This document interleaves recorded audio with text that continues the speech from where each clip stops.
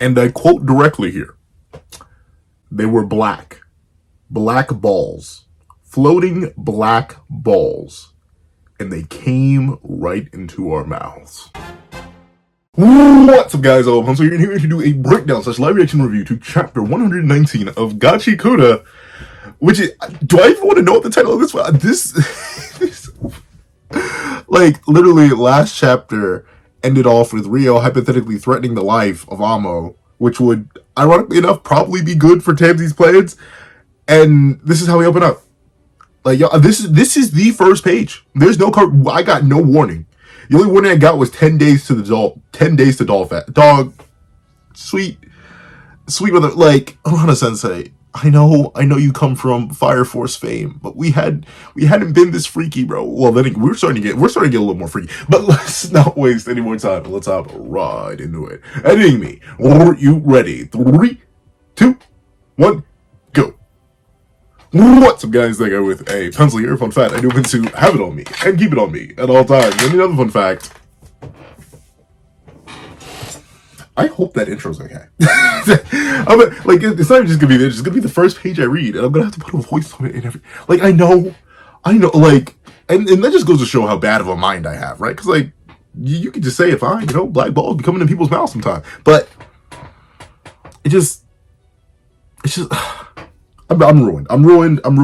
I blame society. Call. But you know why? I have these scars. I have like some tiny ones and they're barely visible. But you know why I have these scars? Because society. But I was gonna go fully leisure, but let's not. I'm sorry. Let's not waste any more time. Let's actually operate into chapter 119 of Gachiakuta. I don't know, black balls. Let's see. 10 days to Dawnfest. I was like, hold on, let me take a sip to lubricate. Oh Lord. Only this first page, this first like 5 minutes can be clipped so out of context. Let's see.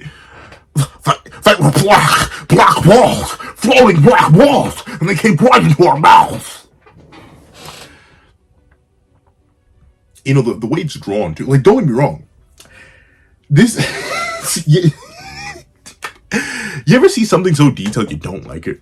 Like, there are two distinct examples that come to mind. Ironically enough, from games that came out completely separate years. Like, it's from Final Fantasy VII Remake and Black Myth Wukong, which I still need to record that video. But luckily enough, the time to bulk record has come. So I'll be able to complete Calvin's video. But in Black Myth Wukong, there's a particular boss, and for some reason, the game devs over at Game Science were like, let's render every single uncomfortable detail on this man's face. I could see his soul. I can see the boss's soul. There's a specific shot, and if you know which character I'm talking about, you know which boss I'm talking about, you know exactly that shot when that transition happens, and you just get like it is straight up that. And then the other one where it's just like, okay, I'm glad you have the ability to do this much detail on the PS4, but I did not need to see that. Don Corneo from Final Fantasy VII Remake, dare I say, they over-animated him. Like, it is absurd what they do with that character. And it's the same thing here. Like, Urata Sensei, I respect the artistic chops. This is actually a really good drawing, like on a technical level. It's a really dynamic drawing. The hands are drawn really, really well. The detail of the spit flying out of the mouth, the tongue detailing, everything is immaculate. It's a real quality drawing. Like, from one artist to another, this is just good work. But you had to combine that image with that phrase to open raw.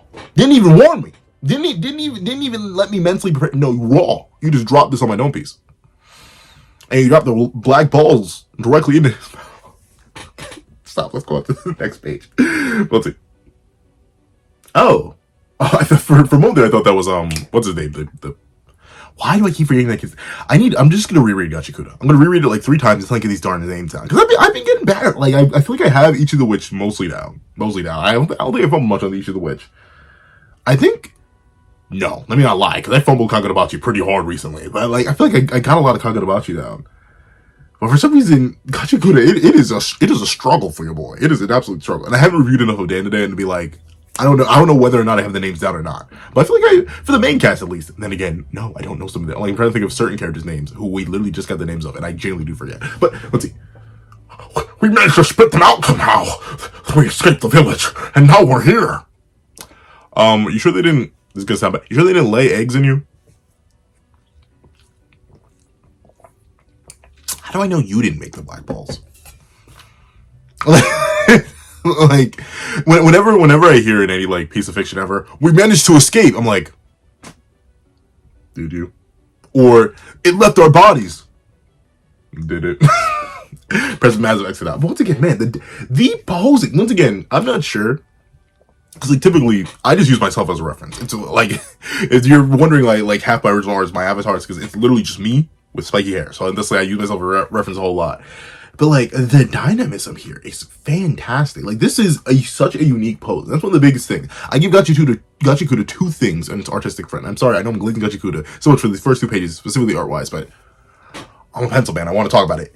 Number one is simply the artistic detail. Like the artistic detail is immaculate. All the different characters have these amazing, unique, heavily detailed designs, and even the ones with simpler, and note how I have to put simpler and heavy exclamation points, because even the characters who have simple designs are still extremely well detailed, which is why I know this manga will be a nightmare to animate. Like this is nearly on Hori and Record of Ragnarok levels of nightmarish to animate, because sweet mother of mercy, I feel bad for the studio who is animating this, because they didn't have an anime, but it's not just the artistic detail, it's also the posing.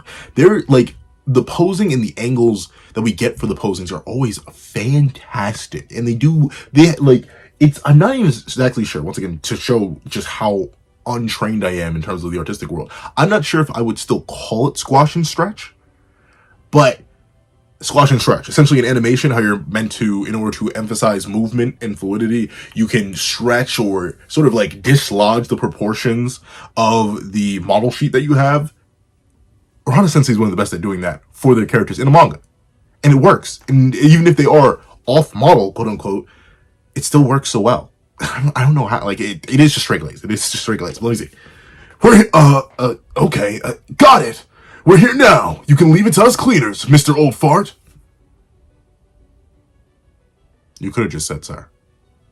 You easily could have, like, Rudo. You could have said, sir. Let's see. Ow! What did you think when you insult? You insulted the man. Like, what do you expect? I do like how he's like, hey, don't, Chris. Don't call our client an old fart. Oops. You can't just say got it and be done with it. We don't know anything. You have to ask for details. I guess, yeah, technically, this is the first official job he's kind of been on his own. Yeah, look, even that's the chapter. That's the title of the chapter. First job. But I thought we got the details when Saimu gave us the job. He said the same things as the old fart. I mean, that is true. That's the one thing I would hate. Like, notably, I guess that's a kind of like, and it's why I always give credit to people who do like go out and explore looking for new species. I don't like the idea of that. I don't like the idea that every single time I encounter something, it'll be completely random. Right?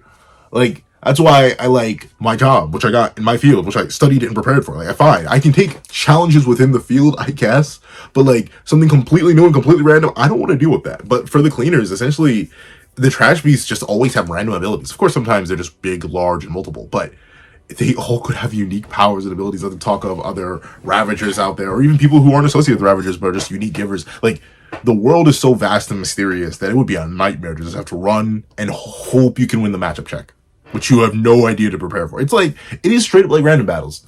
It's, well, no, I'd say it's not like random battles. It's like running the ladder on OU, or in any, I think of OU just because I think of Showdown, or like running it on Raked, where ultimately you gotta hope your team, your prep, your training is good for the complete randomness you may run into. Sometimes it is, sometimes it isn't. But of course, that's a fighting game, or Pokemon, versus actual life or death. But let's see. More details! More! Oh, give him a break. Well, I'm assuming this is real because you said you want to come. Give him a break, Chris. He's not just observing. He's not just observing now. This is his first official job. Oh, no, wait, no. Hold on. Let me take a sip of this real quick. Stay hydrated, folks. Make sure you drink. Did you drink water today? Please do. Stay hydrated. Trust me, you need it. But give him a break, Chris. He's not just observing now. This is his first official job. This is rude. And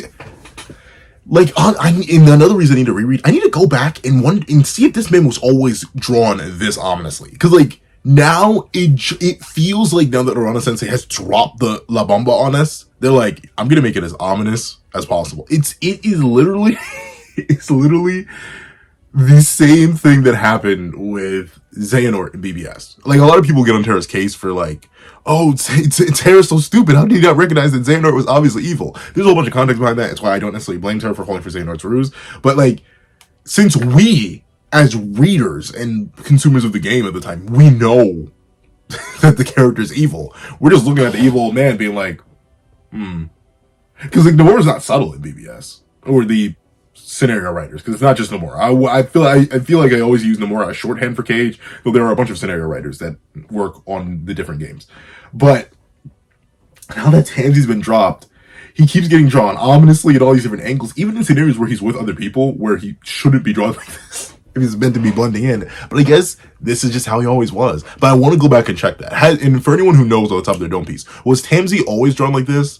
Like, partially cloaked in shadow, a little bit ominous, these weird angles, and I'm only noticing it now because we just got the twist? Or is this a shift where ultimately Urana Sensei was doing a better job of subtly hinting at it and then shifted overtly now that we know but the characters don't know? Let's see. We need to show him our support. Would you not talk about a time to shine in front of the victims? Are you people that heartless?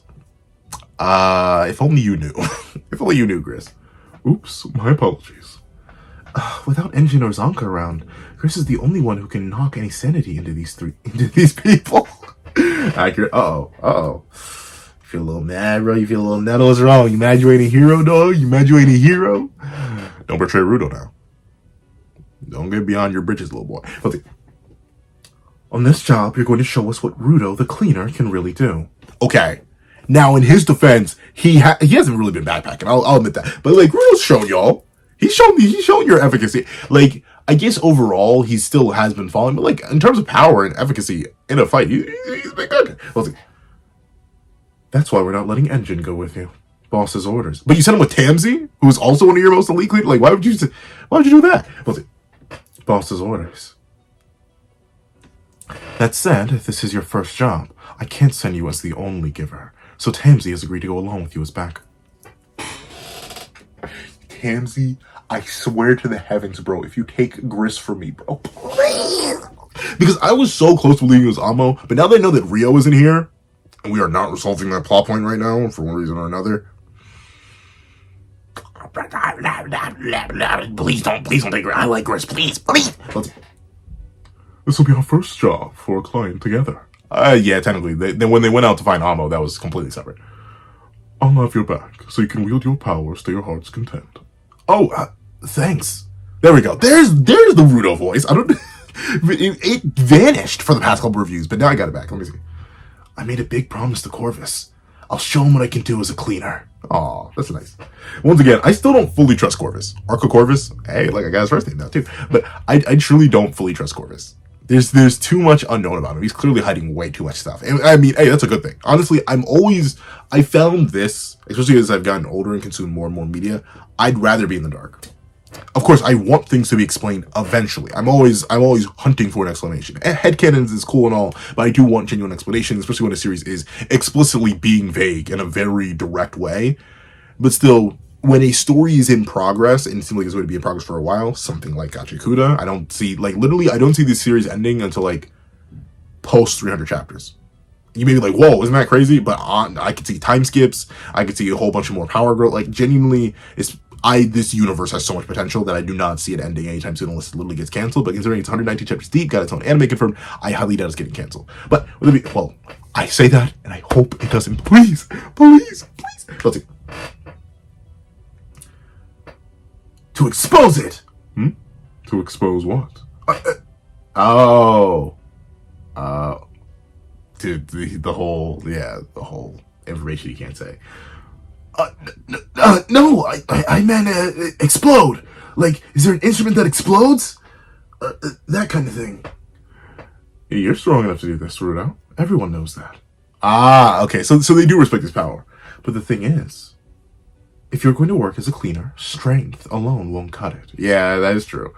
Out in the field, you can't be sure that you'll only run into trash. Yeah, okay, so I do like how they're addressing this in the universe. I think of something I'll give Gachiakuta credit for that too. Every single time I tend to think of something, the manga will almost instantly address it, not a few panels later. Well, only run into trash beasts. A lot of the time, there will be victims out there too. And don't you forget that, Rudo the cleaner.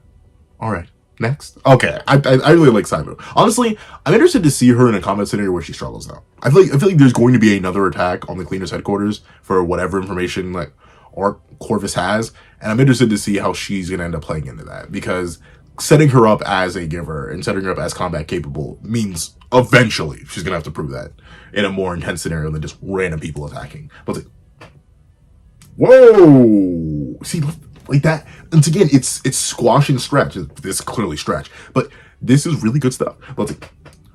Oh, sir, please tell me more. Where are the trash beasts? How many of them are there? What? Just details. I need more details. I can't blame the boy. What, he's like 15 and has had barely any proper human connection or etiquette training other than like Reito, which he probably didn't take too well to. It's like, I don't blame him. I don't know. Like, I was raised to communicate properly. It's why even if someone's like either my age or even just slightly older, I will still always refer to them as sir or ma'am.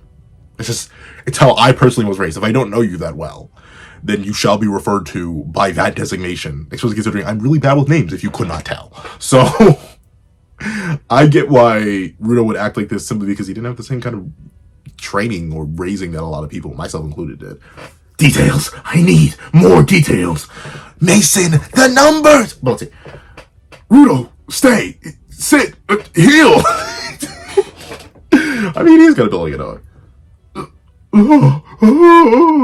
He's like, why can I not be the main character? Oh, okay, wait, maybe you ought to be the main character. Let's see. Sir, are you absolutely sure those black balls were trash beasts? Yes, I'm sure. In that case, we can clean them up with vital instruments. Are those trash beasts still in the village? Yes, they should still be there. Whole swarms of them bursting out of the house. Which house? It was all we could do to just get away from them. Are there any injured or missing? No, as far as I've been able to tell, everyone is safe and accounted for. Y'all are definitely infected. You don't just swallow balls and get away. Let's see. That's good. Now, tell me about the trash beasts. Okay, thank you. You've been very helpful. Thank you for this information. Will we ever be able to live in our village again? Don't worry. We have excellent people working in the cleaners. We'll take care of everything now. See, when he turns into a villain dog, and if you couldn't tell, I forgot his name already, but when he turns into a villain dog, the military guy go crazy. I wouldn't be shocked if he ends up getting another one of the pieces of the Watchmen series. Genuinely, I could see the vision on him getting another piece and then turning evil. Whether he would immediately go and join Zidol, or if it would be part of Zidol's, all according to Zidol's Keikaku, I don't know. But it'd be interesting if he got a Watchmen piece, considering he's so desperate to become a giver. Or even if his hammer finally becomes something. Who knows? We'll see. He'll be back to life as usual in no time. Oh, my glorious king, whose name I forget. Thank goodness. I thought we were going to die out here. We'll be safe now. Well done. Well done. You're getting very good at client relations. I'm proud of you. Foyo. I literally made a whole thing about how I don't know how to pronounce his name, whether it's Folo or Foyo, because of the Spanish, or at least double L's, and double L's to me because of Spanish means why. Let's see. Oh, it's nothing. This is kind of what supporters are for. Not really. I mean, I guess in a way that is technically a role, but even though Tamsi is a pseudo cleaner, considering we know his nature, it's clear that Tamsi would also be able to do the same thing. Engine's also been shown to be very charismatic. Rio has been shown to be very charismatic. That is, the givers can do that as well. I would not be shocked if any reasonable giver, who is not a 15-year-old child, would be fully capable of also running that kind of same information. And honestly, once again, anyone with just proper house training probably could. You just got to be able to, be able and willing to speak to people. But I do know that is hard for a lot of people. Personally, I do consider myself extremely lucky. I've never had to worry about talking to people. Apparently, ever since I was a baby, ever since I popped out my mama, I was like just given around to people. So I was naturalized already. Like I was just used to being with other people. And then by proxy, as I grew up, I just got used to speaking to other people. And thus I've never had to worry about natural communication or communication itself feeling unnatural to me. It's always been just like second nature. It doesn't bother me. Let's see. After all, I'm not good enough to beat Trash Beast. Well, not yet. Once again, I say keep investing. We don't, like, honestly, we just generally don't know. The universe, and this is a blessing and a curse, the universe isn't fleshed out enough to know whether or not there is a certain point where you can or can't become a giver. Rudo didn't know he was 15. Zanka found out when he was still a young adult. Rio apparently got hers really, really young, considering she used to be an assassin and still was using her scissors for that, but then no longer wants to use them for that, and then she has that piece on her now. But, like, who knows how the one dude is? Or when he got his... Actually, no, I think we did learn when the multi-arden guy got his first arm. But, like, ultimately, Foyo, you're still pretty young, man. I wouldn't be shocked if you keep taking care of that thing. You would eventually become a giver. Though I do like the subtle animosity between these two. And now, I like that Rudo's actually going to start to feel the animosity towards Foyo, considering it's mostly one-sided, because Foyo's doing his job better than him. Because this is, right, as was said, this is Rudo's time to shine. It's his turn to try and figure out and be a proper cleaner. But now Foyo's still in the spotlight. Foyo's making him seem fodder. Interesting. Let's see. I'm surprised anyone can live here. One wrong step and it's no hope. Oh, no. Oh, wait, no, this is Tamsy. I'm surprised anyone can live here. One wrong step and it's over. No hope. Oh, Tamsy, please. Tamsy, please don't push nobody. Let's see. They're right next to a polluted zone, so they have to live on the edge of the cliff. It's the only way to keep the trash beasts out, which is crazy. That's crazy. I mean, it'd be so easy to get away with anything there, too, because you'd just be like, oh, I was walking with them, and then the trash beast came in, flew into their mouths, and then threw them off the cliff. Okay, but I feel like that'd still be obvious. I was like, but they got... Oh, but no, this is still Tamsy. But they got infested anyway. Just goes to show, if you want a safe place to live, you need money. Honestly, it's the same everywhere you go. That's true. Let's see. Hey, but the old man said swarms of them burst out of a house. Does that mean they've been lurking in that house all that time? Or did they come in later? Or are they not trash beasts? And is this a setup? Y'all maybe get set up. Let's see. Let's see. Oh man, as a person who hates drawing backgrounds, even the background, like, I'm gonna glaze. I'm just gonna make a video completely glazing Gachikuta's art. Like, I have to at this point. I feel like every single time I see a new page, I'm like, this art is so good. I want to eat it. Let's see. Here it is. Genealogy of the Holy War. I'm sorry. Genia, East Ward, Kremos Village. So all right, interesting. So they're built on the cliff face, but then on top of the cliff face, they have the fences, which all makes sense, once again, to keep out trash beasts. But then again, any trash beasts that could fly, or is just big enough, could walk right through. Let's see, Rudo, can clean the mask. It's interesting, you know what, I'll admit though, it's interesting that the air and stuff is so toxic that they need to cover up mostly. Well, actually, no, they didn't know, never mind, because they do have the full face mask. And if anything, I forget, because it's been a while since we've seen them, but I think they even cover their neck. So they do make a good job to cover up all their skin, too. Like, even most of Rudo's bodysuit is a bodysuit. It covers everything. I was like, apparently the outbreak of trash beasts started in the house, but... Oh, apparently the outbreak of trash beasts started in the house in the back of the village. They enter through the mouth, and we can deduce that their goal is either to suffocate the person or destroy them from the inside. Or plant babies in them. Is that, like, I don't know, maybe because I'm, like, so used to the idea of, like, xenomorphs and even, like, whatchamacallit, like, there are insect species that will, like, go inside somebody, lay eggs, and dip. so when I hear black balls flew in and then left, I think of an insect flying into something, making a nest, and then dipping out. And I feel like this is probably going to be the same thing here, where you may think it's nice and simple and clean, and they just left and they were chilling, but everyone back there may be infected. I think them black balls, them a little bit too good.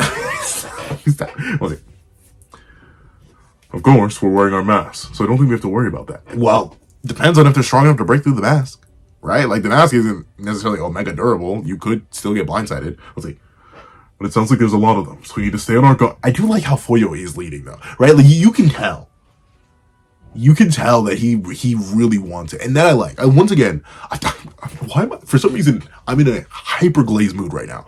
But Urana Sensei, especially once they reveal an aspect about the character, I talked about this with Tamsi earlier and how their position has changed drawing wise and relative wise, even a little bit of their speech patterns.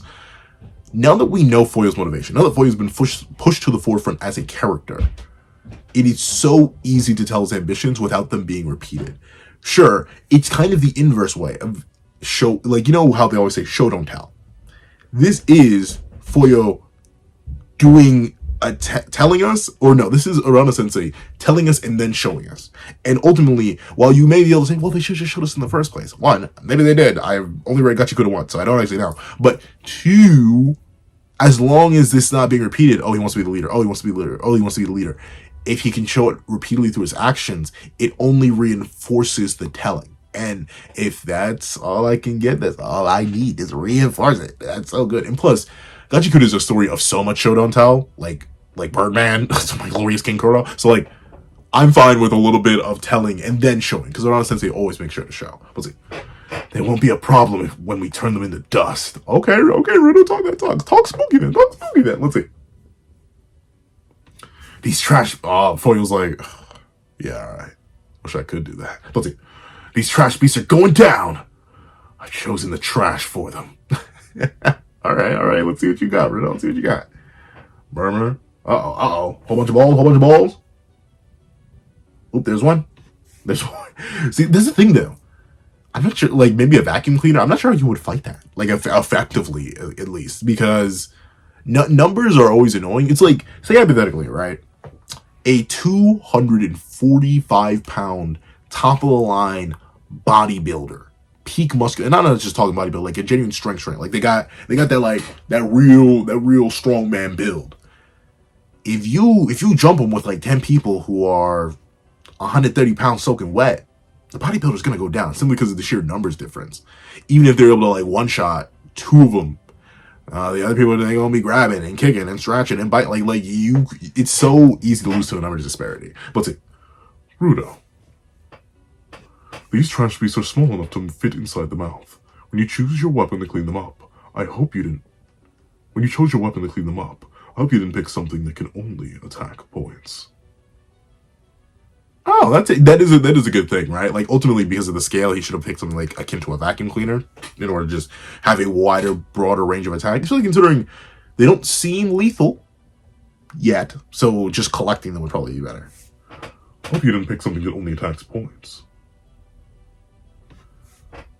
Ooh, and I'll admit, I love Tamsi's weapon, and I love, you know what it reminds.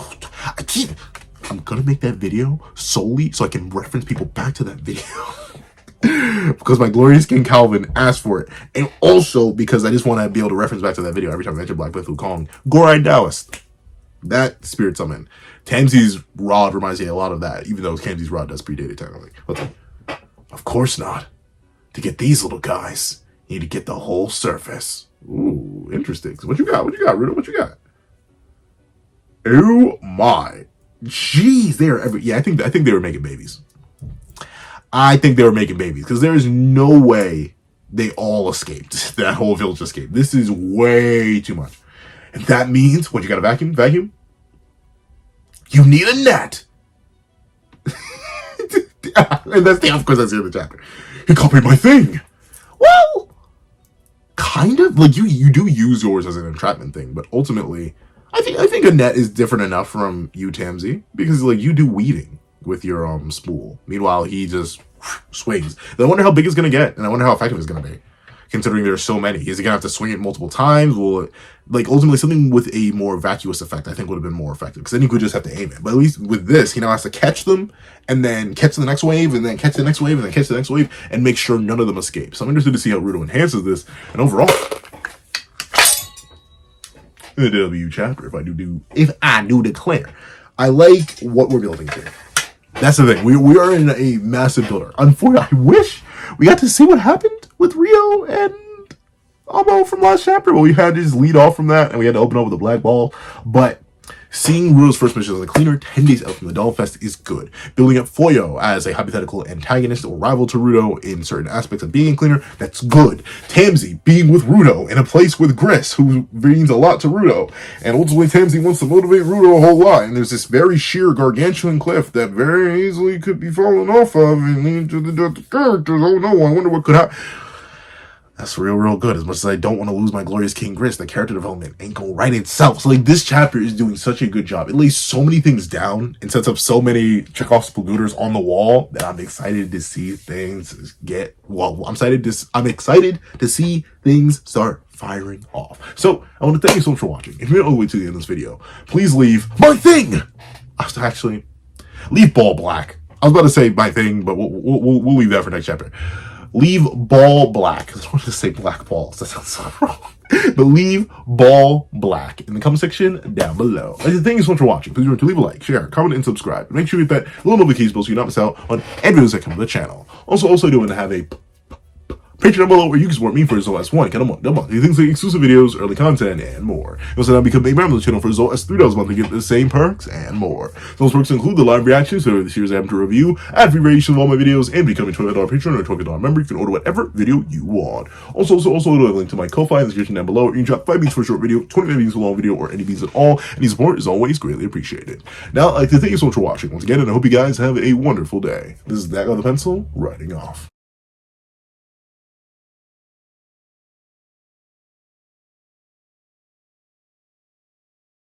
I'd like to give a thank you to our $3 members, Zara, Greyhound, Eternal Flame, Red Wolf 4765, Astro, Brandon Payne, Glacier XZ, and G Prosper. And I'd like to give a thank you to our $5 members, A+A, Ignil Lind, Kevin Encarnacion, Midnight Lord 21, and Sean. And I'd like to give a thank you to our $7 members, Fine, Austin Wimberly, Uchiha, and Yuki Ally.